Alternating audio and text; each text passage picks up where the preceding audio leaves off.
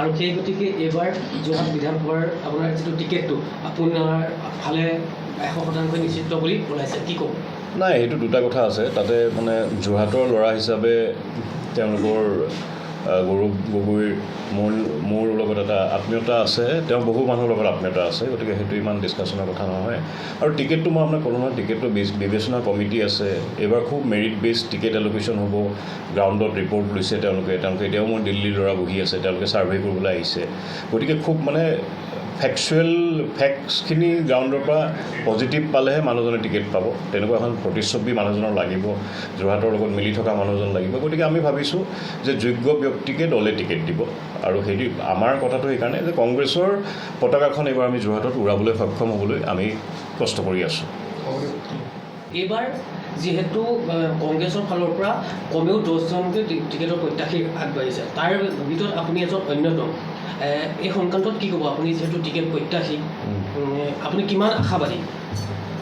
নহয়, টিকেট প্ৰাৰ্থিত্বৰ প্ৰক্ৰিয়াটো এটা দলৰ শৃংখলাবদ্ধ প্ৰক্ৰিয়া, ইণ্টাৰনেল ডেম'ক্ৰেচিৰ প্ৰক্ৰিয়া।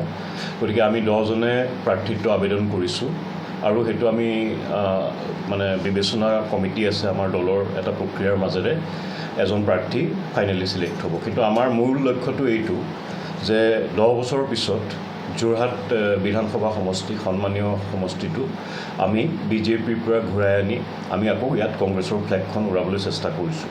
সেই দিশত আমি সকলোৱে কাম কৰি আছোঁ আৰু সংগঠনটো ক্ৰমান্বয়ে খুব সবল হৈছে। আৰু প্ৰাৰ্থিত্বৰ যিখিনি আবেদনকাৰী তেখেতসকলৰ প্ৰফাইলখিনি দেখিলেও আপোনালোকে গম পাব যে সকলোৱে সংগঠন কৰা মানুহ, সকলোৱে অৰ্গেনাইজেশ্যনেল এক্সপিৰিয়েঞ্চ থকা মানুহ, বিভিন্ন ক্ষেত্ৰত কণ্ট্ৰিবিউট কৰি থকা মানুহ। গতিকে ফাইনেলি দলটো ভাল হৈছে আৰু গৌৰৱ গগৈৰ নেতৃত্বত আমাৰ এইটোৱেই লক্ষ্য, গৌৰৱ গগৈৰ নেতৃত্বত এইবাৰ 2026 চনৰ ইলেকশ্যনত যোৰহাটেই পৰিৱৰ্তনৰ প্ৰাণকেন্দ্ৰ হ'ব। সেই দিশত আমি কাম কৰি আছোঁ। আপোনাৰ ৰাজনৈতিক জগতখনত মানে আপুনি কিদৰে আগবঢ়াই লৈ গৈছে? যিহেতু আপুনি টিকেটৰ প্ৰত্যাশী বা দাবীদাৰ কৈছে টিকেটটো পাম বুলি, আপুনি এইদৰে আপোনাৰ কুচকাৱাজবিলাক কেনেদৰে চলিব? আমাৰ যোৰহাটৰ কথাটো অলপ সুকীয়া হয়। যোৰহাটৰ ৰাজনীতিক প্ৰেক্ষাপটখন আপোনালোকেও ভালকৈ জানে, আপোনালোকে ইমান দিন ফিল্ডত আছে। আমাৰ ইয়াত সামাজিক কাম বহুত কৰিবলগীয়া আছে আৰু যোৰহাটৰ সত্তাটোৰ সমান্তৰালভাৱে উন্নয়ন হোৱাটো খুব জৰুৰী। আমি এইটোকে চাই আছোঁ, ৰাইজে বুজিছে যে যোৰহাটৰ সত্তাৰ প্ৰতি সন্মান ৰাখি যিকোনো গভৰ্ণমেণ্ট আজিলৈকে যিমানখিনি আছে তেওঁলোকে কি কাম কৰিছে, কি কাম নাই কৰা সেইটো জানে। আৰু এটা কথা কৈ দিছোঁ আপোনালোকক যে আমাৰ এটা কথা বুজিব লাগিব যে 2024 চনত নিজৰ ঘৰৰ ল'ৰাৰ নিচিনাকৈ আগুৱাই লৈ গৌৰৱ গগৈক যোৰহাটৰ মানুহে, সকলো ছেকশ্যনৰ মানুহে গৌৰৱ গগৈক এটি বিপুল ভিক্টৰী দিছিলে। সেই ভিক্টৰীটোৱে কংগ্ৰেছৰ সাম্প্ৰতিক ৰাজনীতিত অসমৰ কংগ্ৰেছৰ টাৰ্ণিং পইণ্ট। তাৰ আৰ্হিত আমিবোৰ ওলাই আহিছোঁ যোৰহাটৰ প্ৰতি কণ্ট্ৰিবিউশ্যন কৰিবলৈ, কংগ্ৰেছ দলটো আৰু ষ্ট্ৰেংথেন কৰিবলৈ। আৰু বিশেষকৈ গৌৰৱ গগৈ যিটো তেখেত এজন প্ৰজন্মভিত্তিক পৰিৱৰ্তনৰ প্ৰতীক হৈ অসমলৈ আহিছে, তেখেতৰ গ্ৰহণযোগ্যতাটো খুব বাঢ়িছে আৰু তেখেতে বহু মানে ছেকশ্যন অফ পিপুল আকৰ্ষিত কৰিছে।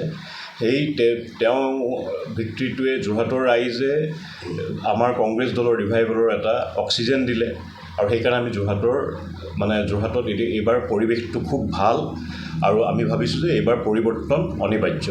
যিহেতু এটা আপোনাৰ লোকৰ সভাত যেনেকৈ গৌৰৱ গগৈক জিকাইছিলে, নতুন জেনেৰেশ্যনৰ মানুহৰ মাজত এটা বহুত মানে হেৰা আছিলে। তেওঁক জিকাই পেলাই আপোনাৰ লোকসভাত MP নিছিলে। তাৰপিছত যোৰহাটৰ পৰা তেওঁ নাইকিয়া হৈ গুচি গ'ল। তাৰো এটা যোৰহাটবাসী এটা ক্ষোভ আছে। মানে প্ৰত্যক্ষভাৱে এনেকুৱা ধৰণৰ এটা প্ৰপগেণ্ডা চলিছে আৰু সেইটো বিশেষকৈ আপোনালোকেও জানে কোনে চলাইছে তেনেকুৱা ধৰণৰ প্ৰপগেণ্ডা। কিন্তু আপোনালোকে অলপ বিচাৰ কৰি চালে গম পাব যে MP লোকেল এৰিয়া ডেভেলপমেণ্ট ফাণ্ডৰ কামখিনি খুব ধুনীয়াকৈ হৈ আছে। তেখেত এজন MP, বাকী জনপ্ৰতিনিধি যোৰহাটৰ গোটেইখিনি আমাৰ বিৰোধী পক্ষৰ। গতিকে সেইটো আপুনি মানে মই ইমান শুনা নাই কথাটো, নাইকিয়া হোৱা কথাটো। হয়, অলপ আহাটো কম হৈছে, সংযোগটো কম হৈছে বুলি আমি এইটো মানি ল'ব লাগিব। কিন্তু সেইটো কাম ৰখি থকা নাই। আপোনালোকে গাঁৱে ভূঞে যাব, তেখেতৰ দক্ষতা কেৱল সংসদৰ মজিয়াতে নহয়, MP লেড ফাণ্ডটো ৰেগুলেট কৰাত তেখেতে প্ৰথমতেই কামখিনি কৰি দিলে। এতিয়া এইবোৰ আধাৰশিলা স্থাপন কৰি বহু কাম হৈ আছে আৰু নিৰ্বাচনৰ মানে ক'ড অফ কণ্ডাক্ট লগাৰ আগতে আৰু কেইটামান কাম হৈ যাব, আমি ৰেডি কৰি ৰাখিছোঁ। আৰু এটা সোনকালে MPৰ অফিচ এটাও যোৰহাটত হৈছে, আমি বনাই আছোঁ এতিয়া। আপোনালোকৰ কথাটো আমি সেইটোৰ হেৰিটো লৈ পেলাই আলম লৈ পেলাই যে যোৰহাটৰ মানুহৰ এজন MPৰ অফিচ এটা লাগে, সংযোগটো তেতিয়া ভাল হয়।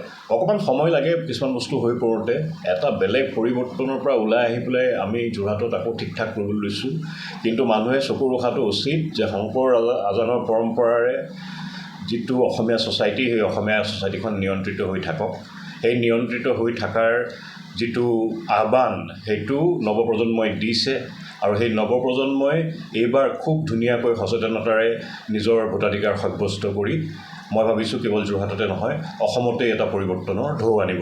নিৰ্বাচনৰ প্ৰাক্ষণতে কংগ্ৰেছত এটা ডাঙৰ আঘাত সানি থৈ গৈছে, যিহেতু এজন জ্যেষ্ঠ কংগ্ৰেছ নেতাই BJPত যোগদান কৰিছে। এইটো ক্ষেত্ৰত এই নিৰ্বাচনৰ আগমুহূৰ্তত কিবা প্ৰভাৱ পৰিব বুলি আপুনি ভাবে নেকি? দুটা কথা আছে।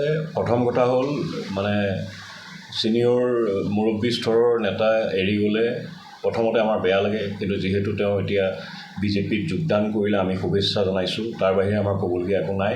কিন্তু কংগ্ৰেছ চকুত নপৰাকৈ এজন মুৰব্বী দুজন মুৰব্বী নেতা গৈছে, কিন্তু শ মানুহে আমাৰ লগত সংযোগ কৰি কংগ্ৰেছক আঁকোৱালি লৈছে, কংগ্ৰেছৰ আদৰ্শটো পুনৰবাৰ আঁকোৱালি লৈছে, ঘূৰি আহিছে, নতুন মানুহ আহিছে।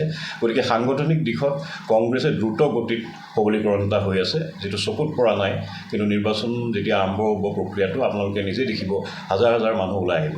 যিহেতু আপুনি 20টাকৈ বছৰ এই কংগ্ৰেছত আপুনি আছে, ইয়াৰ থাকি পেলাই যি আপুনি কি অভিজ্ঞতা পাইছে? যিহেতু 20টা বছৰে আপুনি এই দলটোতে আপুনি আঁকোৱালি লৈ আছে, গতিকে এই 20টা বছৰত আপোনাৰ অভিজ্ঞতা কেনেকুৱা ধৰণৰ? অভিজ্ঞতাটো কেনেকুৱা কংগ্ৰেছৰ যিটো আইডিঅ'লজি, আদৰ্শ, সাম্প্ৰতিক সময়ৰ আহ্বান এইটো যে সামাজিক ন্যায় ছ'চিয়েল জাষ্টিছৰ ওপৰত বেছ কৰি কংগ্ৰেছে নিজৰ পলিচিখিনি বনায় আৰু সেইটো আজিৰ সমাজত খুব জৰুৰী হৈ পৰিছে, য'ত আপোনাৰ কেপিটেলিজমে সমাজৰ বিভিন্ন স্তৰ হেৰি কৰি এটা আপোনাৰ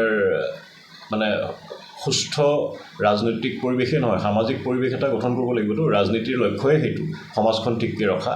আৰু মই আদৰ্শটোৰ লগত জড়িত, আমি বহুত দিনৰ আগৰ পৰা, আমিও যদিও আঞ্চলিকতাবাদী এখন জেগাৰ মানুহ, আমাৰ জাতীয়তাবোধো আছে, আঞ্চলিকতাবাদৰ প্ৰতিও শ্ৰদ্ধা আছে, কিন্তু এই গোটেই অসমীয়া তত্ত্বটো কোনে ছেভ কৰি ৰাখিব পাৰিব? মই ভাবোঁ যে কংগ্ৰেছৰ আদৰ্শতকৈ আৰু ভাল আদৰ্শ অসমীয়া জাতিৰ কাৰণে হ'ব নোৱাৰে। আজিৰ দিনত বহুখিনি আদৰ্শ আমাৰ ওপৰত জাপি দিয়া হৈছে আৰু সমাজখন পৰিৱৰ্তন হৈছে ভালৰ কাৰণে নে বেয়াৰ কাৰণে, সেইটো ৰাইজৰ বিচাৰাধীন।